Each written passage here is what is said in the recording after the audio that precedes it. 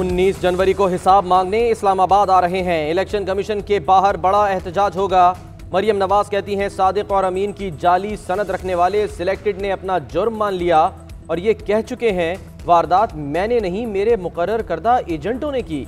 7 साल से खटाई में पड़ी इस शर्मनाक वारदात का फैसला हो गया, अब तहरीरी फैसला बाकी है। पीडीएम के एहतजाज की हिकमत अमली तय, कारकुन इलेक्शन कमीशन के गेट के बाहर जमा होंगे। मरियम नवाज एहतजाज की क़यादत करेंगी, कारकुनों से खिताब भी करेंगी। कानून शिकनी से निपटने के लिए पुलिस की भारी नफरी तैनात होगी। इंतजामिया ने भी तैयारी पकड़ ली।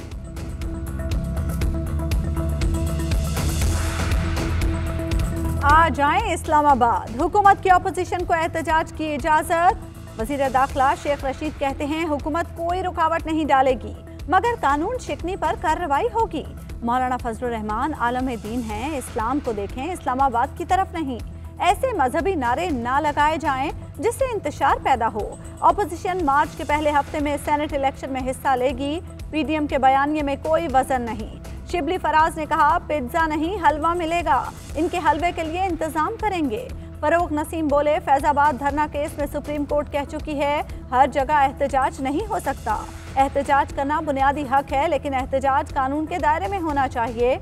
गड़बड़ की जिम्मेदार अपोजिशन होगी।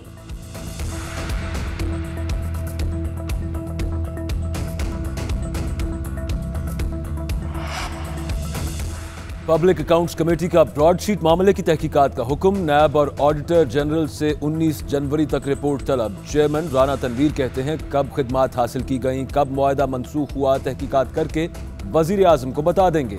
कमेटी किसी मेंबर के प्रोडक्शन ऑर्डर्स जारी करती है तो अमल नहीं होता।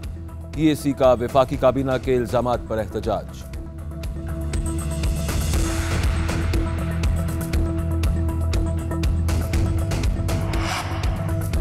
शहजाद अकबर और मरियम औरंगजेब में कानूनी झड़पें। शहजाद अकबर ने मरियम औरंगजेब के बाद अज़मा बुखारी को भी हरजाने का नोटिस भेज दिया। कहते हैं अज़मा बुखारी माफ़ी मांगे या 50 करोड़ हरजाना अदा करें। गलत बयानी की हद होती है। चोरों के अरमानों पर पानी फिर गया है। मरियम औरंगजेब भी मैदान में उतर आईं। शहजाद अकबर को ब्रॉडशीट में कमीशन ना मिलने पर बहुत तकलीफ है। शहजाद अकबर जब दूसरे की पगड़ियाँ उछालते हैं तब उन्हें कोई एहसास नहीं होता। फॉरेन फंडिंग केस में पीटीआई ने घपले तस्लीम कर लिए। ब्रॉडशीट को 600 करोड़ देने के बावजूद कोई रिकवरी नहीं हुई।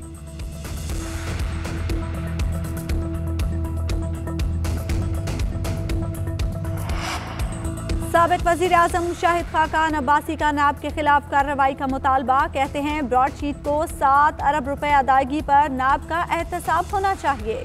सिर्फ नवाज शरीफ के लिए सारा खेल खेला गया। आज बदकिस्मती ये है कि नाब को पूछने वाला कोई नहीं।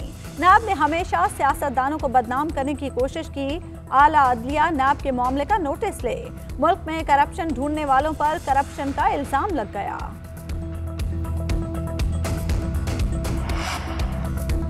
फिरदौसा शिकावान का कहना है कि ब्रॉडशीट पर लीगी दरबारियों को शर्मिंदगी होनी चाहिए। मरियम औरंगजेब की चीखें सुनाई दे रही हैं। शाही खानदान को आज अदालतें बुला रही हैं। साबिक अदवार में महल्लात बनाए गए। जिले सुबहानी को इलाज की आड़ में फरार होना पड़ा। भागने पर हवारी उनका साथ देने में मसरूफ हैं। शहबाज गिल ने कहा दरबारी ब्रॉडशीट के हवाले से हकायक तोड़ मरोड़ कर पेश कर रहे हैं। मियां मफरूर की करप्शन के किस्से ज़बान ज़द-ए-आम हैं।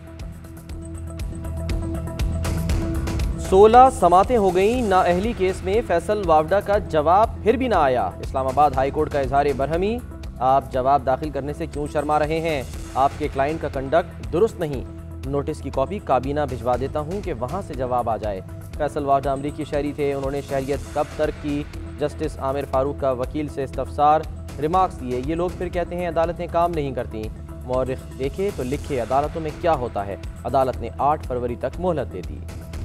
शिमाली वजीरिस्तान में दहशत गर्दों के खिलाफ बड़ी कार्रवाई। 2 दहशत गर्द हलाक। फायरिंग के तबादले में 3 जवान जामे शहादत नोश कर गए। शोहदा का ताल्लुक करक, बन्नू और अरकजई से है। ISPR के मुताबिक खुफिया इत्तलात पर ऑपरेशन किया गया। मारे जाने वाले दहशत गर्दों में से एक बारूदी सुरंगें बनाने का माहिर था। उधर भारतीय फौज की लाइन ऑफ कंट्रोल के देवा सेक्टर पर फायरिंग। 28 साला सिपाही नबील लियाकत शहीद। ISPR के मुताबिक पाक फौज ने भरपूर जवाब दिया। सेनेट इलेक्शन का जो तरीक़ाकार कानून में दर्ज है इलेक्शन उसी के तहत होगा। ज़िले अदलिया कानून में तरमीम से कायम और ख़त्म की जा सकती है। जस्टिस एजाजुल एहसन के रिमार्क्स। हस्बा बिल केस में अदालत की राय हतमी थी। सुप्रीम कोर्ट के बाद कोई अपीलेट फोरम मौजूद नहीं, अदालत को एहतियात से काम लेना होगा। जस्टिस याह्या आफरीदी के रिमार्क्स। वज़ीर आज़म स्पीकर के इलेक्शन किसी ट्राइब्यूनल में चैलेंज नहीं हो सकते। सेनेट इलेक्शन ओपन बैलेट से कराने से मुतालिक सदारती रेफरेंस की समात। आर्टिकल 225 के तहत आम इंतखाबात इलेक्शन ट्राइब्यूनल में चैलेंज हो सकते हैं। अटॉर्नी जनरल के दलाइल। गिलगित इलेक्शन में धांधली हुई, नून लीग ने व्हाइट पेपर जारी कर दिया। एहसन इकबाल कहते हैं धांधली के बावजूद हुक्मरान जमात को सिर्फ 8 सीटें मिली। जीबी की आवाम ने पीटीआई को शिकस्त दी। चीफ इलेक्शन कमिश्नर ने कहा था मैं क्या करूं, मेरी कोई सुनता ही नहीं। कश्मीर के इंतखाबात में हर पोलिंग स्टेशन पर खड़े होंगे और धांधली नहीं करने देंगे। अगले कौमी इलेक्शन में भी हर पोलिंग स्टेशन पर नून लीग के शेर निगरानी करेंगे।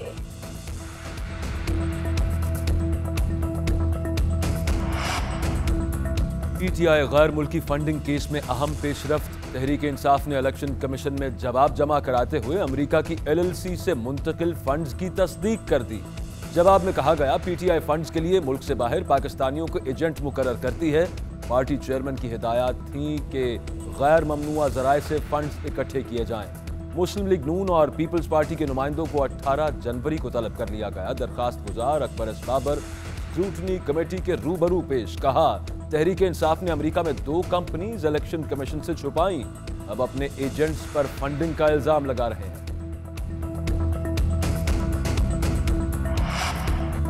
इस्लामाबाद हाई कोर्ट ने चेयरमैन पीटीवी नईम बुखारी को काम से रोक दिया। उम्र की हद में नरमी के लिए आपने वजह क्या लिखी? चीफ जस्टिस का वजारत इत्तलात के नुमाइंदे से इस्तफसार। रिमार्क्स दिए सुप्रीम कोर्ट ने वाज़े लिखा है वफाकी हुकूमत किसी को चेयरमैन नहीं बना सकती। आपने समरी भेजते हुए सुप्रीम कोर्ट का फैसला पढ़ा? ना उम्र की रिलैक्सेशन का कोई फैसला किया, ना ही आपने सही समरी भेजी। कोई कानून से बालातर नहीं, मामला वफाकी काबीना को भेज रहे हैं। वो सुप्रीम कोर्ट के फैसले के मुताबिक मामला देखें, अदालत की हिदायत।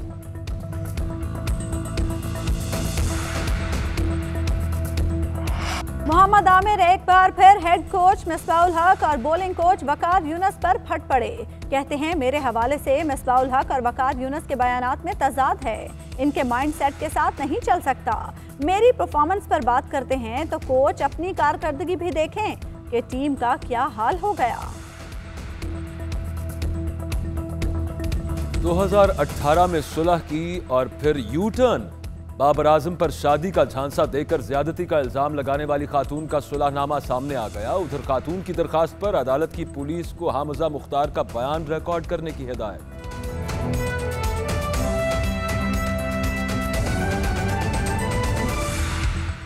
हामजा मुख्तार और पाकिस्तानी क्रिकेटर बाबर आजम के केस में नया मोड़। हामजा मुख्तार का बाबर आजम के साथ सुलहनामा मंजर आम पर आ गया। अप्रैल 2018 में हामजा मुख्तार ने स्टाम्प पेपर पर सुलहनामा दस्तखत किया था। हामजा मुख्तार सुलहनामे की तस्दीक वीडियो बयान में भी करती हैं। बात करेंगे जीएनएन के नुमाइंदे मोहम्मद वक्कास हमारे साथ मौजूद हैं। वक्कास बताइएगा इस मामले में इस सुलहनामे की क्या हैसियत है? जी देखें, बाबर आजम और हामजा मुख्तार के मामले में अपने एक नया रुख सामने आ गया। 2018 में जो हामजा मुख्तार और बाबर आजम का सुलहनामा हुआ था वो मंजर आम पर आ गया और उसकी वीडियो भी सामने आ गई है, जिसके मुताबिक अप्रैल 2018 में हामजा मुख्तार ने स्टाम्प पेपर पर सुलहनामा पर दस्तखत किए थे और हामजा मुख्तार ने सुलहनामा की तस्दीक का वीडियो बयान में भी अपनी तस्दीक कर रही हैं। आज जो है सेशन अदालत ने बाबर आजम के खिलाफ कानून के मुताबिक कार्रवाई का हुक्म दिया है, लेकिन इससे कबल इस मामले की सुलह हो चुकी है। यही उनके वकला का भी मौक़िफ़ रहा है कि हामजा मुख्तार पहले सुलह कर चुकी हैं और अब बाद में दोबारा ब्लैकमेल किया जा रहा है। तो ये अब मामला जो है सुबह थाना नसीराबाद पुलिस के सामने भी रखा जाएगा, जिसमें पुलिस जो है वो हामजा मुख्तार का बयान रिकॉर्ड करने के बाद कोई फैसला करेगी। जी ठीक है, बहुत शुक्रिया मोहम्मद वक्कास साहब का।